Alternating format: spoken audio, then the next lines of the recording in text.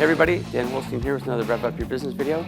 This week, we're talking about bank accounts, and not your money bank account, but your emotional bank account and your customer's emotional bank account.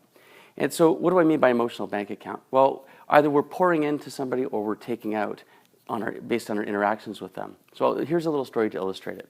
My son and I were flying cross country to Las Vegas a week or so ago, and I had paid extra to get window seats for my son and I. We're big plane fans, and we wanted to see the sights as we're flying across the country. We get to our row, and we look, and there's our seat, and there's no window. It's just a bulkhead.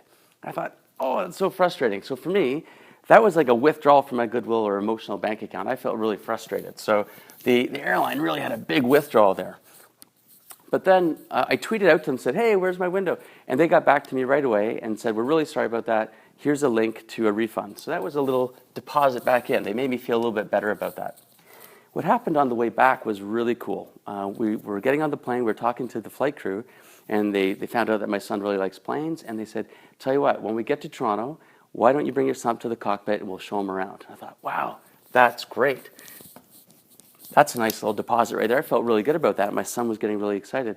So when we got to Toronto, we went up to the cockpit, and the pilot not only showed us around, he let my son sit in the captain's seat, and he took pictures. He put his captain's hat on him. He had written him out a nice postcard with a picture of the plane. Thanks for flying with us. Gave him a pen. It completely made his day. It was just fantastic. That was like a really big deposit. That was fantastic.